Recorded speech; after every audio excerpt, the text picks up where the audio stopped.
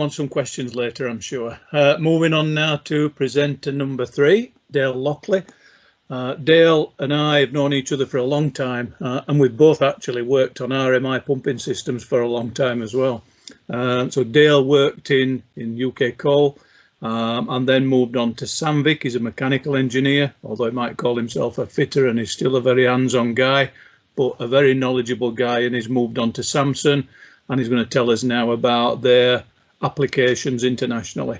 Thanks, Dale. Over to you, mate. That's great. Thanks, Kevin. Yeah, that was very polite, and I was a little bit nervous, if I'm honest, but I'm pleased for that. So I'll take it. Thanks again, and thank Jane as well also, because I think this whole forum and the opportunity to share such experiences as this, and in a very relaxed environment, have the opportunity to support one another and learn from all our experiences, I think is a great spin-off of this unfortunate situation that we're all a part of at the moment.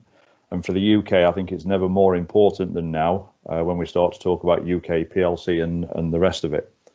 So without further ado, then I suppose it falls to me really to introduce Samson and Almond as part of the Almond Group as a member company. And just to cover a little bit before I go on and let Karl talk more about our recent and ongoing projects that we have in Kenya, and how all that whole way of working came about, and how it turned into good business and future business. I have to go first really, because Karl's our sales director, and once I stop talking and hand over, I won't get a word in edgeways. So it's good for me to get in there first. So that's why I'm speaking first. We're Samson Materials Handling, based in Cambridgeshire in Ely, and we're a proud part of the Almond Group of companies there. You can see on the slide we're made up of 3 main product companies, Almond, Samson and Sharda, and that all in all is around 500 people around the world. The three product companies themselves, the main group Almond was founded in 1922, and as RMI is 3rd generation family owned. It's a German owned 3rd generation, and 1 shareholder for the whole of all the companies, which just speaks volumes about the values of the company and where it holds dear. The second one there is Samson, and Samson was acquired by the group of Almond in 2002 and dates back to 1966 in its own right. And then finally the third one there is Sharda Lagertechnik, again a German owned company acquired by the group of Almond in 2001, and itself dates back to 1879.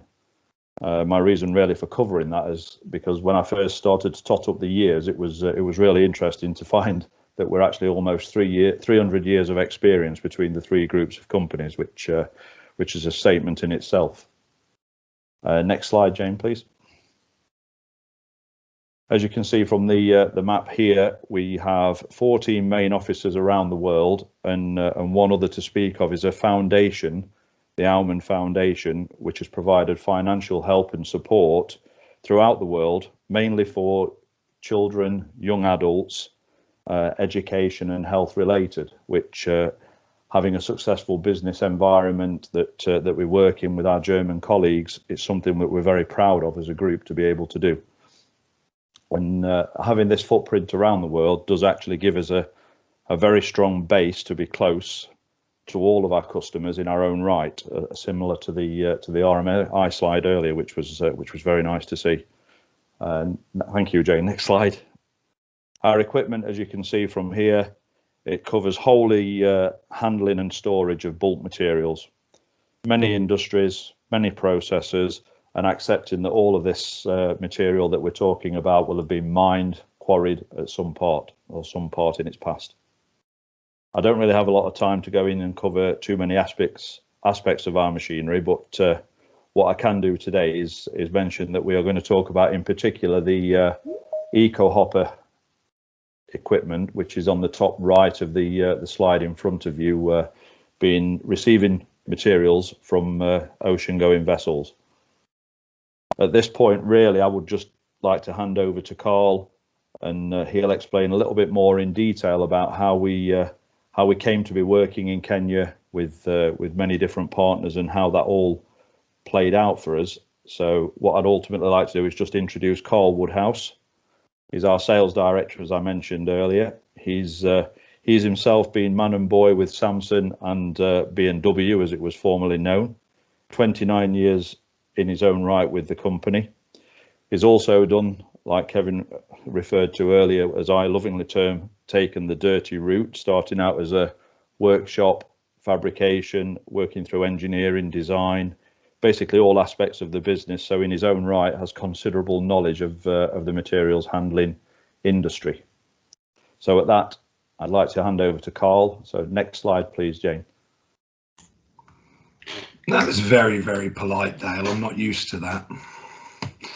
Okay, thank you, and good afternoon, everyone. I'll take straight off on the basis of keeping the timing in mind. This is a project, and what I wanted to look at is really the sales and execution route that we experienced through a project in Kenya. The end customer in this case is the Kenyan Port Authority in Mombasa. But what's important is how the tender was, how it developed, and the route of the contract, how it went through a company called Trademark East Africa, TMEA, who are based in Nairobi. They're a company that's funded by a range of development agencies, and they promote the economic well-being in East Africa. The funding comes from various different routes, but it mainly comes through the UK aid, which was the ex-Foreign Commonwealth and Development Office, and then also DevCo, which is a European international body, the Irish aid, Belgium Development Corp, Canada Foreign Company, and also Denmark and Finland and Netherlands aid, plus the Norwegian and the US aid. So it's made up and receives its funding through there, with the importance of developing the East African markets and projects. Everyone's got access to that. They can go on there and see what projects are going on and what stages they're at through their website. But the important aspect of this, as I've said, there is some of the relationships with the investors and the authorities, consultants, local suppliers, and obviously the end user, but also really understanding what this project was to do. So it was to do, for us, it was for 4 ecological hoppers, which received material from vessels, which was in the form of clinker, coal and gypsum. The important aspects was the environment and the well-being of the port and that development that they were doing. And it also included 2 mobile harbour cranes that were tendered separately. One of the first things that we received, and it goes back all the way to May 2014, was a public tender that had come out by KPA direct. And then through a series of years, we're now talking 2 years, they had many attempts to do it on their own before the TMEA got involved and took this on as part of the project. As they were then involved, TMEA made us go through a full pre-qualification tender, which took us 2 months to complete. And then after realising that and going through to our tender submission and negotiations, it was a total of 8 months before we were awarded the contract. During that time, those relationships kept building with the local support, where we qualified from, I think there were 16 different companies, and we went through a scoring process and qualified a local partner.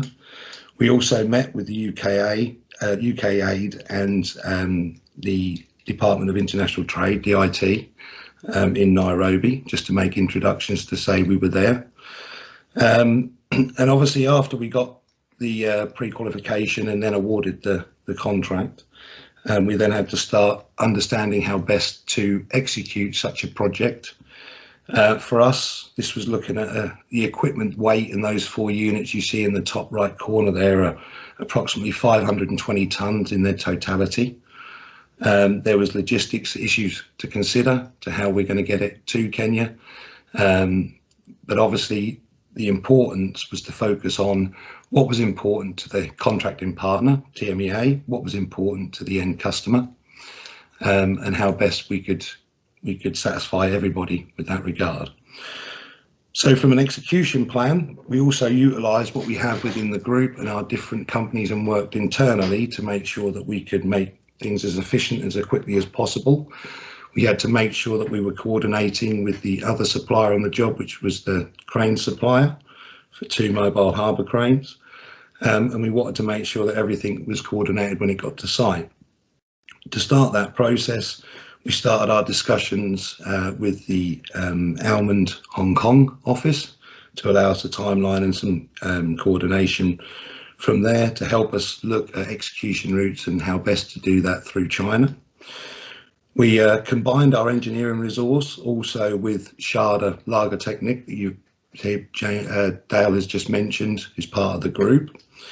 And on doing that, we were able to, from contract award in March, to complete the engineering by August. This is now 2017. We then coordinated all the steelwork and assembly with Almond Hong Kong to take place in China.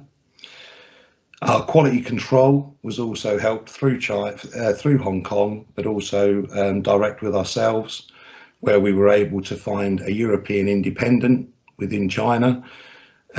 He was part-time through the fabrication process and then full-time through the assembly. TMEA as a body had already had an independent quality inspector included as well. They made 2 witness points visits. And we had to go through that consultant to qualify and get approval to go to the next steps with TMEA. We also had a independent company in China with 2 locals, and they were there about 80% of the time throughout the fabrication and the assembly. The assembly testing was all done, and if you go to the next slide, you can see this assembly and testing was all done in China. I might add that I think you'll find Dale was there, but he was behind the camera in that shot in the middle. And so all the execution you can see was done in China, and then everything was loaded to a single vessel to go as project cargo. At this point, we was also utilising Almond Logistics to ensure that we could get all the transport through and coordinated with them. So all of those tests were taking place. Delivery took us 12 months from the signing of the contract. Once we got on site, if you'd like to go to the next slide, you can see just some pictures there of the units that they're unloaded. When we got to site, we again utilised intercompany the Almond field services, where we then had supervision and some labour provided to finish the project off and commission and test. All the time, again, keeping in coordination with the crane company, which was Kona Cranes, and making sure that we can get acceptance and sign off at the same time. So some of the important factors really is keeping that relationship with the investor and the TMEA and understanding the importance. The complexity of the tender was vast. The pre-qualification documents was over 100 pages, and it was just under 400 pages for the actual tender itself. We continue to work with them. We're working very well with them at the moment. KPA are now working direct with KPA, where TMEA have moved across to keep servicing and support. The local representative there is very important to keep that relationship with the port. And I haven't set this up by any means, and I know people will think I will, and I hope my MD will support me here, but this morning I had the pleasure of receiving another order of just over $320,000 from KPA as well, so continued business with them. So I think that's about it from me. I don't want to go on too much. Excellent, thank you very much, Karl. Thanks, Dale. Another great presentation. So moving on, and they always say leave the best